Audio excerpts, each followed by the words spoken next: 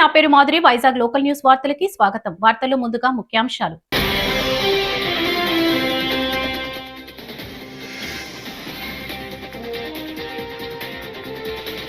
నూట 31వ రాజ్యాంగ సవరణ బిల్లు చారిత్రాత్మకమైంది. ప్రధాని మోదీ.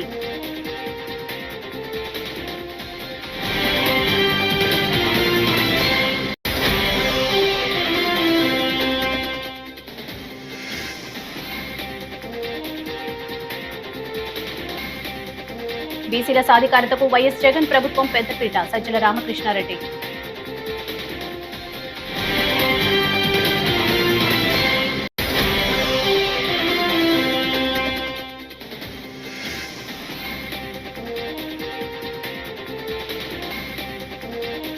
జగన్ బ్రతికే ఒక అరాచకం. మంత్రి కొల్లు రవీంద్ర.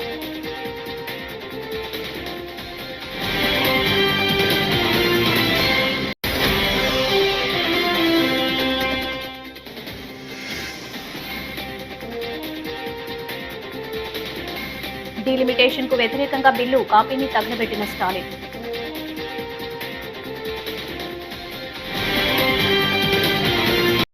ఇక డీటెయిల్స్ చూస్తే ప్రధాని నరేంద్ర మోడీ 131వ రాజ్యాంగ సవరణ బిల్లుపై లోక్సభలో ప్రసంగించారు. ఇది దేశ చరిత్రలో ఒక కీలక ఘట్టమని, 30 ఏళ్ల క్రితం ఆమోదం పొందాల్సిన ఈ బిల్లు ఇప్పుడు సభ ముందుకు రావడం విశేషమని తెలిపారు. మహిళలకు నిర్ణయ అధికారం కల్పించడమే తమ లక్ష్యమని, ఈ బిల్లు వెనుక రాజకీయ దురుద్దేశం ఏమీ లేదని అన్నారు. ఇది రాజకీయ పార్టీల కోసం కాదు, ప్రజల కోసమే అని స్పష్టం చేశారు.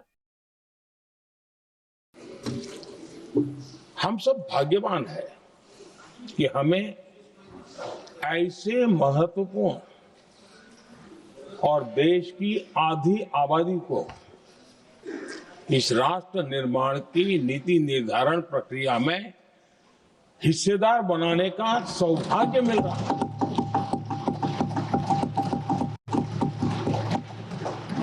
ये हम लोगों के लिए सौभाग्य है और मैं चाहता हूं कि मेरे सभी माननीय सांसद, मैं इधर उधर की आज बात करना नहीं चाहता हूं, हम सभी सांसद इस महत्वपूर्ण अवसर को जाने न दें।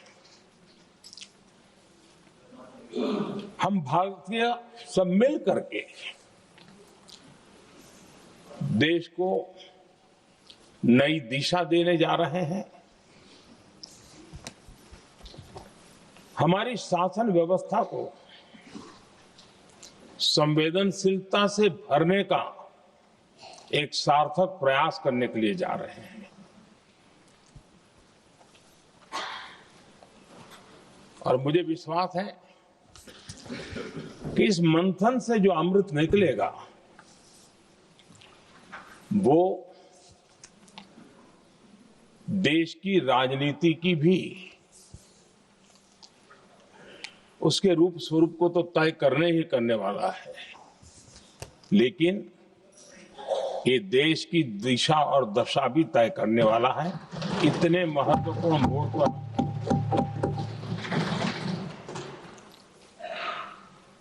आदरणीय अध्यक्ष जी, 21वीं सदी में भारत एक नए आत्मविश्वास के साथ आगे बढ़ रहा है।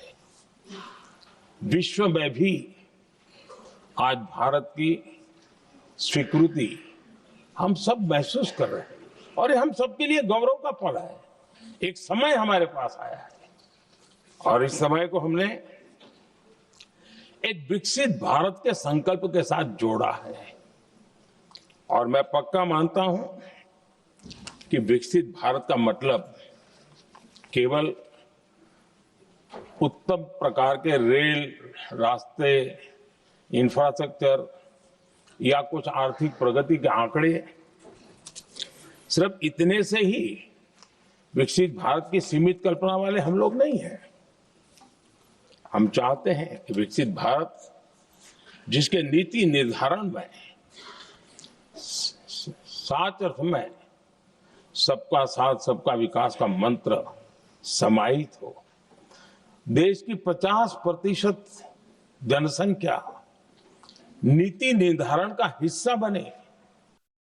నియోజకవర్గాల పునర్విభజన బిల్లులపై ప్రతిపక్షాల నుంచి వ్యతిరేకత వెల్లువేస్తుంది. తమిళనాడు ముఖ్యమంత్రి ఎంకే స్టాలిన్ బిల్లు కాపీని తగలబెట్టారు. ఎన్నికల ప్రచారంలో భాగంగా స్టాలిన్ గురువారం నామక్కల్లో పర్యటించారు. ఈ సందర్భంగా డీలిమిటేషన్ కు వ్యతిరేకంగా నల్ల దుస్తులు ధరించి తమ నిరసన తెలిపారు. నల్ల జెండాను ఎగరవేసి బిల్లు కాపీని తగులబెట్టారు. ఈ క్రమంలో దీన్ని బ్లాక్ బిల్ గా అభివర్ణించారు. தொகுதி வரைமுறை பெயரில் மாநில அரசாங்கத்தின் உரிமையை பறிக்காது. தமிழ்நாடு போராடும். தமிழ்நாடு வெல்லும். தமிழ்நாடு வெல்லும். பறிக்காதே. தொகுதி வரைமுறை பெயரில் மாநில அரசாங்கத்தின் உரிமையை பறிக்காது. தமிழ்நாடு போராடும். தமிழ்நாடு வெல்லும். தமிழ்நாடு போராடும். போராடும். தமிழ்நாடு போராடும். தமிழ்நாடு வெல்லும். வெல்வோம்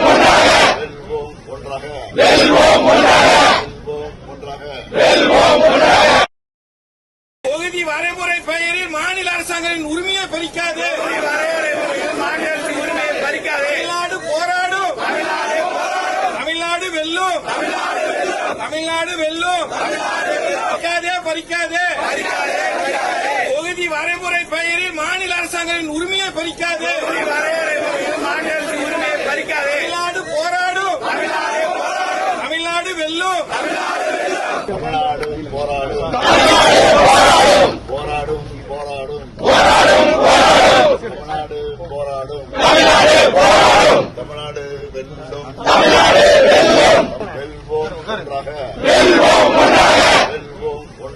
வெல்வோம் ஒன்றாக. మహిళలకు ఉద్యోగాల్లో 30% రిజర్వేషన్లు ఇచ్చిన తొలి పార్టీ టీడీపీ అని నంద్యాల ఎంపీ శబరి తెలిపారు. లోక్సభలో మహిళా రిజర్వేషన్ బిల్లుపై చర్చ సందర్భంగా ఆమె ఎన్టీఆర్ మహిళల కోసం చేసిన కృషిని గుర్తు చేశారు. ఆస్తిలో వాటా, తిరుపతిలో మహిళా విశ్వవిద్యాలయం మహిళల కోసం ప్రత్యేక కోర్టులు ఆయన ఏర్పాటు చేశారని తెలిపారు.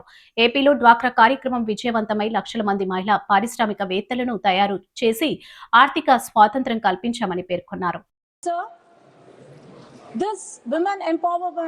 TDP has never seen it as a welfare policy, but always seen for the betterment of society. And the vision of Nandamuri Taraka Ramarao Garu and our Honorable Chief Minister Chandrababu Naidu Garu aligns with the vision of this bill that would convert ordinary Nari to Narayan. And the reforms that Nandamuri Taraka Ramarao Garu brought in the early 1980s were now the templates for the national policy that has been taking place from the decades and also days.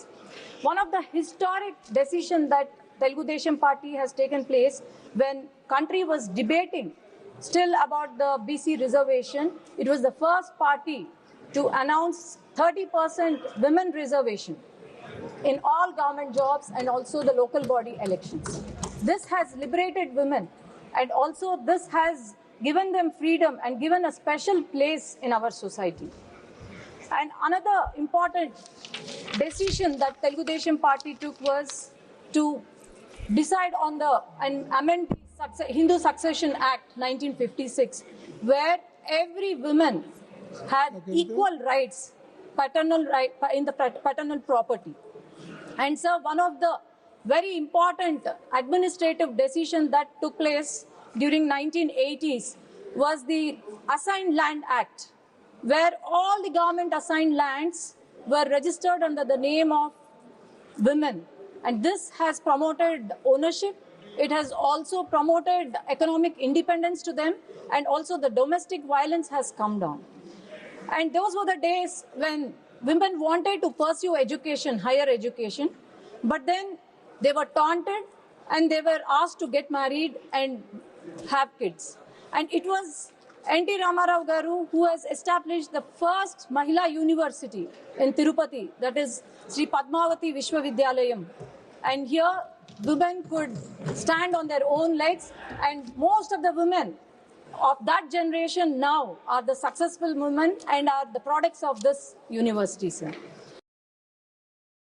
మాజీ CM Jagan పై మంత్రి కొల్లు రవీంద్ర తీవ్ర విమర్శలు చేశారు. జగన్ పాలన అరాచకంగా సాగింది. జగన్ బతికే ఒక అరాచకం. జువలదిన్న ఫిషింగ్ హార్బర్ కు 5 ఏళ్లు నిధులు బిల్లులు ఇవ్వకుండా మత్స్యకారులను ఇబ్బందులకు గురి చేశారు. ఫిషింగ్ హార్బర్ల అంచనాలను పెంచి కమిషన్లు తీసుకున్నారు. దీంతో మత్స్యకారుల జీవనోపాధిపై ప్రభావం పడింది అని కొల్లు రవీంద్ర మండిపడ్డారు.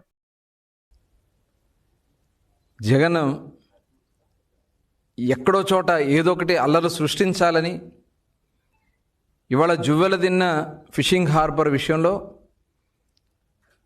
అక్కడ మత్స్యకారులకు చెందకుండా ఆ ఫిషింగ్ హార్బర్ని వేరే వాళ్ళకి కేటాయిస్తున్నారని చెప్పి ఒక దుష్ప్రచారం చేయటానికి, మత్స్యకారులకు స్థానం లేకుండా చేయాలని ఒక దుష్ప్రచారానికి జగన్మోహన్ రెడ్డి రెచ్చగొట్టే కార్యక్రమాలు చేస్తూ ఉన్నాడు. నిజంగా ఇది చాలా దురదృష్టకరం. అక్కడ ఫిషింగ్ హార్బర్ నిర్మాణం వాళ్ళకి బిల్లులు ఇవ్వకుండా, ఆ పనులు కంప్లీట్ అవ్వకుండా ఆ ఫిషింగ్ హార్బర్ని వెనక్కి నెట్టినటువంటి వ్యక్తి జగన్మోహన్ రెడ్డి. ఇది అవునా కాదా? నిజంగా మత్స్యకారులు పొట్టకొట్టినటువంటి వ్యక్తి జగన్మోహన్ రెడ్డి. ఫిషింగ్ హార్బర్లో ఎస్టిమేట్లు పెంచేసి దాంట్లో కమిషన్లు దండుకున్నటువంటి వ్యక్తి జగన్మోహన్ రెడ్డి. అదే కాకుండా ఆ రోజున మరి చూసాం జీవో నెంబర్ 217, అంటే తరతరాలుగా మత్స్యకారుల హక్కులుగా ఉన్నటువంటి చెరువుల్ని కొట్టేయడానికి నీ అన్యాయాలతో ఆ జీవో నెంబర్ 217 తీసుకొచ్చావు. మరి మా కూటమి ప్రభుత్వం వచ్చిన వెంటనే ఆ జీవో నెంబర్ 217ని రద్దు చేశాం.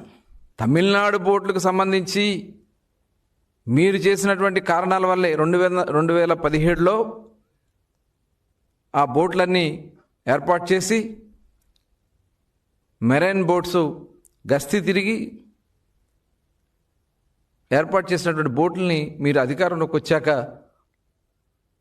పూర్తిగా కనీసం మెయింటెనెన్స్ కూడా, రిపేర్లకు కూడా డబ్బులు ఇవ్వకుండా పనిచేస్తున్నటువంటి వర్కర్స్ను కూడా తీసేస్తే, అందులో ఉన్నటువంటి స్టాఫ్ను మొత్తం తీసేస్తే ఆ బోట్లన్నీ ఆగిపోవడం వల్ల ఇవాళ తమిళనాడు రాష్ట్రం నుంచి బోట్లు వచ్చి ఇక్కడ మన మత్స్యకారులకు ఇబ్బంది కలిగిస్తూ ఉంది. తల్లి అంటే ప్రేమ లేదు, తల్లిని నెలగొట్టావు. చెల్లి అంటే ప్రేమ లేదు, చెల్లిని నెలగొట్టావు. సొంత బాబాయిని వేసేసావు. రాష్ట్రం అంటే రాష్ట్ర ప్రజలు ఓడేలేదు కాబట్టి రాష్ట్రం నాశనం అయిపోవాలని కోరుకుంటున్నావు. చివరికి దేశం అంటే కూడా భక్తి లేనటువంటి ఒక దుర్మార్గమైనటువంటి ఆలోచన ఉన్నటువంటి వ్యక్తి జగన్మోహన్ రెడ్డి. గొడ్డలి పార్టీ, గొడ్డలి గుర్తు, ఏదైనా నరుకుంటూ పోవటమే. ఇదేనా జగన్మోహన్ రెడ్డి? ఇంత దుర్మార్గమైనటువంటి ఆలోచనలు ఉన్నటువంటి వ్యక్తి ఈ రాష్ట్రానికి అవసరమా? ప్రతి ఒక్క పౌరుడు ఆలోచించాల్సిన. బీసీల సాధికారతకు వైఎస్ జగన్ ప్రభుత్వం పెద్దపీట వేసిందని వైఎస్ఆర్సీపీ స్టేట్ కోఆర్డినేటర్ సజ్జల రామకృష్ణారెడ్డి పేర్కొన్నారు. వైఎస్ఆర్సీపీ కేంద్ర కార్యాలయంలో బీసీ విభాగ వర్కింగ్ ప్రెసిడెంట్లు, జిల్లా బీసీ విభాగ అధ్యక్షులు, రాష్ట్ర బీసీ సాధికార విభాగ అధ్యక్షులు సమావేశం నిర్వహించారు. BC cell president MLC Ramesh Yadav అధ్యక్షతన జరిగిన ఈ సమావేశానికి ముఖ్య అతిథిగా హాజరైన పార్టీ రాష్ట్ర కోఆర్డినేటర్ సజ్జల రామకృష్ణారెడ్డి, మాజీ మంత్రులు జోగి రమేష్, చెల్లుబోయిన వేణుగోపాలకృష్ణ, పలువురు బీసీ నేతలు పాల్గొన్నారు.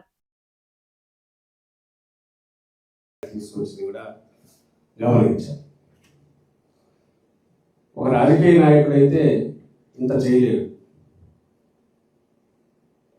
విజన్ అంటే ఒక దార్శనికుడు ఈ సమాజం అసమానతల నుంచి బయటకు వచ్చి సమసమాజంగా మారడానికి చేయాల్సినవన్నీ మనసావాచ పూర్తిగా in letter and spirit complete ఏమేమి అమలు చేస్తే అది సాధించగలం. అధికారంలో ఉన్నందువల్ల ఆ అధికారాన్ని పూర్తిగా అందుకు సద్వినియోగం చేసుకొని వాటిని ఆచరణ లేకుండా తీసుకురాగలిగిన ఏకైక నాయకుడు ఎవరన్నా ఉన్నారంటే మనకు జగన్మోహన్ రెడ్డి గారు కనిపిస్తారు. నిజమైన మెరిట్ ఉన్నవాళ్ళు కానీ లేదా ఆసక్తి ఉన్నవాళ్ళు కానీ తమకు ఛాయిస్ ఎట్లా ఉంటే ఆప్షన్ ప్రకారం తమ కోరుకున్న రకంగా తమ జీవితాన్ని తీర్చుకోవడానికి అవసరమైన అన్ని చేయాల్సిన ప్రయత్నం చేశారు. అందుకోసమే విద్యా, వైద్యం లాంటి కోర్ సెక్టర్స్, అగ్రికల్చర్ లాంటి కోర్ సెక్టర్లు, ఇండస్ట్రీ, వీటికి అది ఓన్లీ ఏదో ఒక సెక్షన్ సరిగ్గా విధియేది కాదు, ముందు బేస్ ఫౌండేషన్ స్ట్రాంగ్ వేస్తుంది. ఈరోజు మీకు తెలియదు కదా ఎంత ఘోరంగా భయంకరంగా ఉందో పరిస్థితి. ఈ 2 years అడ్డగోలుగా ఎక్కడిక్కడ దోచుకోవడం కానీ, అవినీతి కానీ, ప్రతి దాంట్లో సెటిల్మెంట్ దగ్గర నుంచి ఇసుక మైనింగ్ కానీ ఏదైనా మిగిలినవి ఏదైనా ఎనీ యాక్టివిటీ, అది ప్రైవేట్ కావచ్చు, పబ్లిక్ కావచ్చు, గవర్నమెంట్ సంబంధం ఉండొచ్చు, ఉండకపోవచ్చు. ఎందుకంటే అధికార వ్యవస్థతో సహా మొత్తం ఒక వ్యవస్థీకృతం చేసినందువల్ల దాంట్లో వస్తుంది. వాళ్ళు అనుకోవాలి వాటికి అధికార పరిధి ఉన్నా లేకపోయినా సరే, అది లిక్కర్కి సంబంధిస్తే బెల్ట్ షాపులు ఆక్షన్, వాటిలో ఇది కావచ్చు, ఇంప్లిమెంటేషన్ కావచ్చు, ఏం తాగాలని డిసైడ్ చేయడం కావచ్చు. గతంలో ఏదో మనం పెన్షన్ కావాలంటే ఒకటి అయిపోతే ఇంకోటి ఇస్తుంది అనుకున్నారు. ఇప్పుడు ఉన్న పెన్షన్ రావాలన్నా, వచ్చిన చేతికి రావాలన్నా, ఏదైనా సరే మళ్ళీ వీళ్ళ నిర్ణయం మీదే. ఎవరైతే పార్టీ తెలుగుదేశం పార్టీ కార్యకర్తలు కావచ్చు, ఆ కార్యకర్తలు పిలువబడే వాళ్ళు కావచ్చు, వాళ్ళ ప్రమేయం లేదు, జరగట్లా. రాజధాని ఇష్యూ జరుగుతుంది. ఆయన అవినీతి కోసం అసలు రాష్ట్రం మోయలేనంత భారం తెచ్చేసి చంద్రబాబు నాయుడు గారు మోయలేనంత కాదు, అసలు ఊపిరి ఆడినివ్వదు. దాని మీద ఒక భ్రాంతి క్రియేట్ చేసి ఈ రాజధాని సభ ఇది అయిపోతుంది, దాన్ని వ్యతిరేకించే వాళ్ళు అందరూ దేశ ద్రోహులు అన్నట్టు ఒక ఇమేజ్ క్రియేట్ చేసినలాగా ప్రయత్నం చేసి ఇప్పటికీ ఫస్ట్ టైం దాన్ని బ్రేక్ చేయగలిగాం. ఇప్పుడు కొంత రిజిస్టర్ అవుతుంది. జగన్మోహన్ రెడ్డి గారు ఎప్పుడైతే అది ఆచరణ సాధ్యం కాని దగ్గర ఎట్లా పెడతావు, ప్లస్ అప్పుల భారం ఎట్లా వస్తారు, ఇది ఇక్కడ రెడీగా ఉంది కదా నేను తీసుకొచ్చాను. ఇప్పుడు జనంలో డిస్కషన్ మొదలైంది. అది నగరము రాదు, అసలు రాజధాని అనేది రాదు, మొత్తం అది లిటరల్గా నీళ్ళు ఎత్తిపోతల పథకం, ఆ నీళ్ళ ఎత్తిపోతల పథకంలో డబ్బు ఎత్తిపోతల పథకం. సో అది నిరంతర ప్రక్రియ, నిరంతర ఎత్తిపోతల. దానికి ఆయన ఒకటి ఏర్పాటు చేసుకునే సిస్టమ్. మరి ఎన్ని దశాబ్దాలు తన కుటుంబం ఉంటుంది అనుకున్నాడో వాళ్ళందరూ అడుగుతాను తెలియదు, కానీ దానికి చేసి దాన్ని రాష్ట్రం అంతా దాన్ని నమ్మమంటున్నాడు. ఇప్పటికే 55,000 కోట్లు 59,000 కోట్లు కాంట్రాక్ట్ ఫైనలైజ్ చేసినాడు, ఇచ్చేసినాడు. కమిషన్ కూడా అయిపోయినట్టుంది. ఎందుకంటే మొబిలైజేషన్ అడ్వాన్స్ ముందు ఇచ్చినారు. ఇప్పుడు ఖర్చు పెట్టింది మొబిలైజేషన్ అడ్వాన్స్ 6,000 కోట్లు ఇంకా చెల్లాలి. ఫస్ట్ మొబిలైజేషన్ అడ్వాన్స్ కాంట్రాక్ట్ ఇచ్చారు, వీళ్ళకి రావాల్సింది వచ్చింది. ఇంకా వాడు చేస్తాడు, దాని అనుకుంటే అట్లే పెరుగుతుంది లేదా అయిపోతుంది. ఆయన పోయింది ఇక్కడ పెట్టిన దాంట్లో రావాల్సినవి వస్తుంటాయి. పెట్టలేకపోతే అప్పు పుట్టకపోతే పెరగదు, అది కన్స్ట్రక్షన్ జరగదు. 52 లక్షల ఎస్ఎఫ్టీ అదేదో వాటికి ఏది మన సెక్రటరియట్ అంటాడు, ఇంకోటి ఏదో 20 లక్షల ఎస్ఎఫ్టీ అంటున్నాడు. ఆయన ఇష్టం చూపిస్తున్నాడు. దాని గురించి మనకి ఎక్స్ప్లెనేషన్ ఎవరికి స్టేట్కి ఇవ్వట్లే, ఎందుకు అంత చేస్తున్నాడో కూడా చెప్పట్లా. పైగా మన ఇప్పుడు ఆయన నారాయణ అంటున్నాడు 14,000 అని మనమంటే 14,000 అని నోరెళ్ళ పెట్టి ఆశ్చర్యంగా మనం అడిగితే 14,000 కన్నా 16,000-17,000 అవుతుంది అంతా అయ్యేసరికి ఆయన చెప్తున్నాడు. 14,000 ఎక్కడ మీరు పోయినా చాలా మంది ఉంటారు. ఏ ఊరైనా ఇదైతే ఇళ్లకు సంబంధించో కట్టడమన్నా కడుతుంటారు, కొనన్నా కొంటుంటారు. ఎక్కడ ది బెస్ట్ ఇది కూడా 4,000, 3,000, 4,000 పెంచేది భూమితో కలిపి 40 అంతస్తులు 50 అంతస్తులు ఎట్టు ఊహించుకోవాలి. ఇవన్నీ చిన్నవి అయిపోయినాయి. అంటే ప్రతిదీ దాన్ని ఏమంటాం, దాన్ని అప్పు చేసి వచ్చిన దాంతో ఒక అసాధ్యాన్ని సుసాధ్యం చేయాలని ప్రయత్నం చేస్తున్నట్టు కనపడతా ఆ ప్రాసెస్లో అన్ని రకాల అవినీతి చేస్తా. ఆఖరు నువ్వు ఏమి ఒకవేళ సాధిస్తామనుకున్నా ఏదంటే మోయలేని అప్పుల బరువు, రెండోది అది ఎట్లా నడపాలో తెలియని, ఏం చేసుకుంటామో కూడా తెలియని పడుతుంది. రాయపూర్లో 20 ఏళ్ళు దాటింది, ఇంతవరకు ఏం లేదు, అట్లే ఉన్నాయి. ఈ మధ్య అక్కడికి కూడా మీరు అందరూ చూసి ల్యాండ్ ఆర్డర్ లేకపోవడము, అన్యాయంగా అరెస్ట్ చేయడము, మనోళ్ళు ఎట్లా సఫర్ అవుతున్నారు. 2 ఏళ్లలో ఒక దినచర్యలాగా అయిపోయింది. నిన్ననేమన్నా ఆయన మీడియా శ్రీహరి గారిని తనను ఎంత ఇదిగా ఏదో టెర్రరిస్ట్ కదా దానికోసం ముందు రోజంతా రెక్కీ చేసి రాత్రి అంతా పద్ధతి వచ్చా.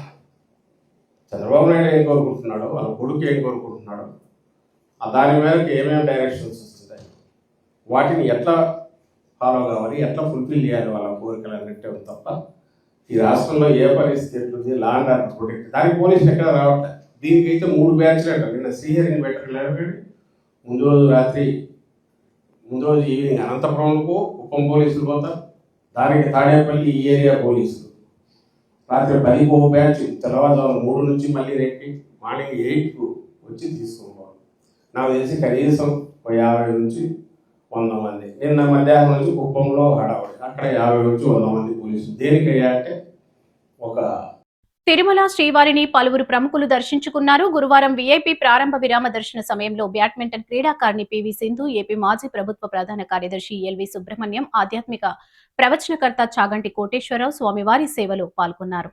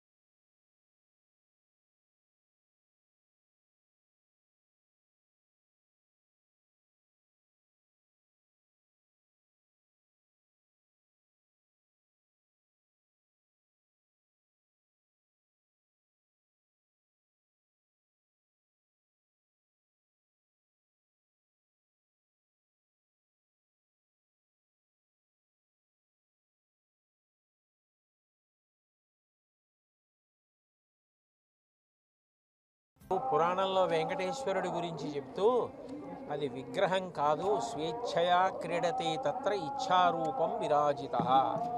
ఆయన అలా నిలబడాలనుకుని నిలబడ్డారు, సాక్షాత్ శ్రీమన్నారాయణుడే అని చెప్పారు. అటువంటి మహానుభావుడు సుదర్శన చక్రం పట్టుకుని నిలబడి ఉండగా మనందరినీ ఆయన నిరంతరం కాపాడతారు. అందుకే ప్రపంచంలో చాలా భాగం ఉద్రిక్తతలతోటి ఉద్విగ్నతలతోటి ఉండి యుద్ధ వాతావరణంలో నలిగిపోతుంటే మనందరం మాత్రం ఈ పాటి ప్రశాంతంగా ఉండగలిగాం. ఎక్కడ ఏ విధమైనటువంటి నష్టం జరగకుండా ప్రశాంతంగా మన పనులు మనం చేసుకోగలిగామంటే సర్వజగద్రక్షకుడైనటువంటి శ్రీమన్నారాయణుడు ఇక్కడ కొలువు ఉండడం, మనని కాపాడడం దానికి కారణం. కాబట్టి మనం చెయ్యగలిగింది ఆయన యందు భక్తితో ఆయన చెప్పినట్లు బ్రతికి ధార్మికంగా ఉండడమే మనం చెయ్యగలిగినటువంటి కర్తవ్యం. ఇవాళ స్వామివారి దర్శనం చేసుకుని ఎంతో సంతోషించి నమస్కారం చేసుకుని వచ్చాం. విజయవాడ సెంట్రల్ ఏసీపీ దామోదర్ అక్రమ బెట్టింగ్ కార్యకలాపాలపై కఠిన చర్యలు తీసుకుంటామని హెచ్చరించారు. క్రికెట్ బెట్టింగ్ జూదంపై ప్రత్యేక నిఘా ఉంచినట్లు బుధవారం ఆయన తెలిపారు. నిబంధనలు అతిక్రమిస్తే కేసులు నమోదు చేయడంతో పాటు రౌడీ షీట్లు తెరుస్తామని స్పష్టం చేశారు. బెట్టింగ్లకు పాల్పడే వారిపై కఠిన చర్యలు తప్పవని, ఎవరిని వదిలిపెట్టేది లేదని ఆయన తేల్చి చెప్పారు. ఎవరైనా బెట్టింగ్లకు పాల్పడితే 112 నెంబర్కు సమాచారం అందించాలని ప్రజల్ని కోరారు. ఐపీఎల్ నడుస్తుంది కాబట్టి బెట్టింగ్ సంబంధించి క్రికెట్ బెట్టింగ్ ఇక్కడ జరిగితే దాని మీద చాలా సీరియస్ యాక్షన్ తీసుకున్నారు. సిపి గారు కూడా ఈ మధ్య ఒక స్పెషల్ టాస్క్ ఫోర్స్ ఏర్పాటు చేయాలి.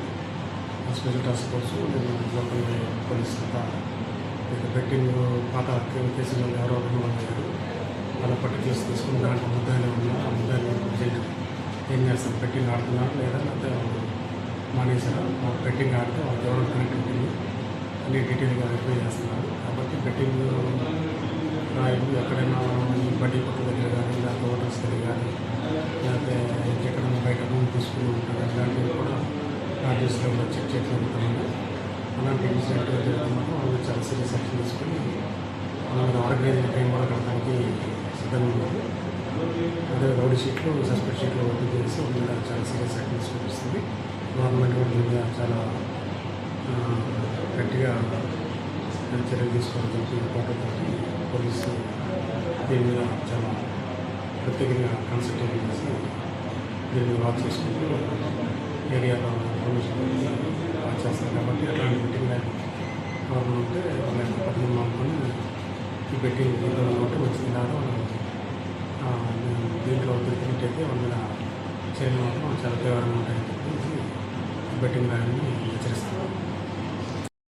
రాజానగరంలో రాష్ట్ర ప్రభుత్వం ఏర్పాటు చేసిన అన్న క్యాంటీన్ ను స్థానిక శాసనసభ్యులు బత్తుల బలరామకృష్ణ ఘనంగా ప్రారంభించారు. ఈ కార్యక్రమంలో RUDA chairman Boddu Venkataramana Chowdary, RDO R Siva Ramudu, స్థానిక ప్రజా ప్రతినిధులు, అధికారులు పాల్గొన్నారు.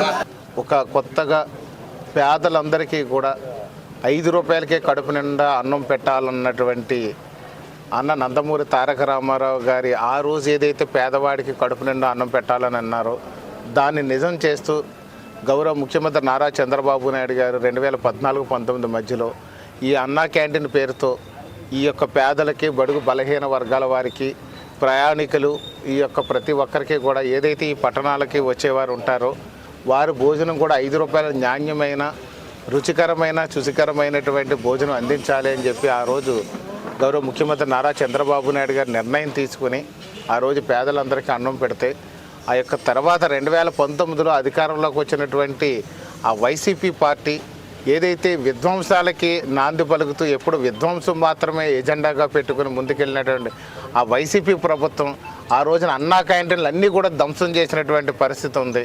ఆంధ్రప్రదేశ్ రాష్ట్రాన్ని ధ్వంసం ఏపీ రాజకీయాల్లో పిఠాపురం నియోజకవర్గ టీడీపీ ఇన్ఛార్జ్ చేసిన వ్యాఖ్యలు చర్చనీయాంశమయ్యాయి. నారా లోకేష్ రాష్ట్రానికి తదుపరి ముఖ్యమంత్రి కావడానికి అర్హుడని, లోకేష్ కంటే సీఎం పదవికి తగిన నాయకుడు ఎవరు అని అన్నారు.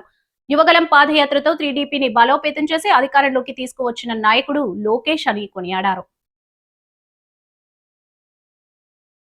లోకేష్ గారి కంట అర్హులున్న నాయకులు ఎవరున్నారు చెప్పండి. మీరు అడుగుతున్నారు కదా ముఖ్యమంత్రి అని అడిగేటప్పుడు, ఆయనకంటే అర్హులైన నాయకుడు ఎవడున్నాడు?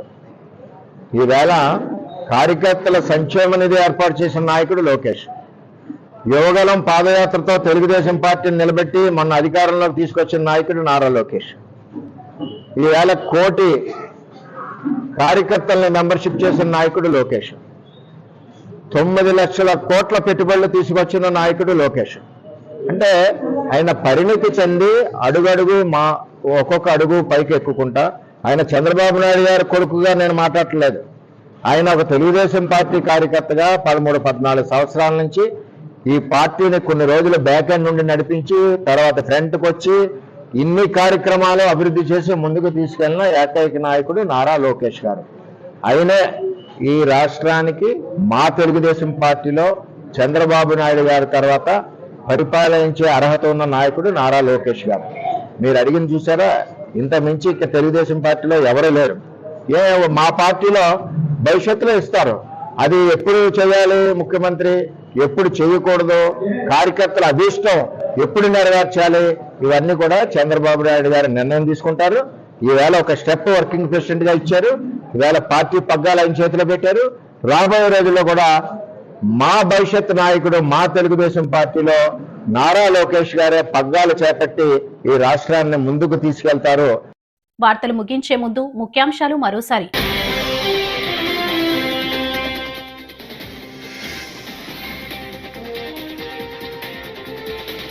131వ రాజ్యాంగ సవరణ బిల్లు చారిత్రాత్మకమైంది, ప్రధాని మోదీ.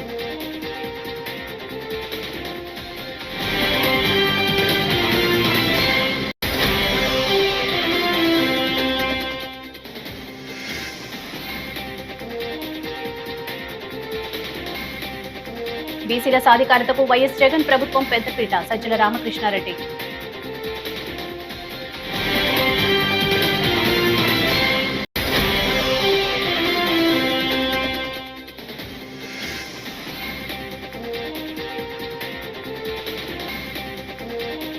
జగన్ బ్రతికే ఒక అరాచకం, మంత్రి కొల్లు రవీంద్ర.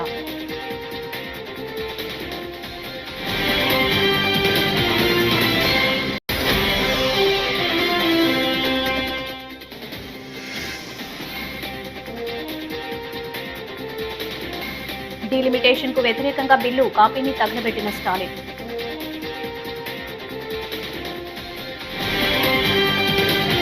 ఈ వార్తలు ఇంతటితో సమాప్తం. తిరిగి మరో తాజా బులెటిన్ లో కలుసుకుందాం. అంతవరకు సెలవు, నమస్కారం.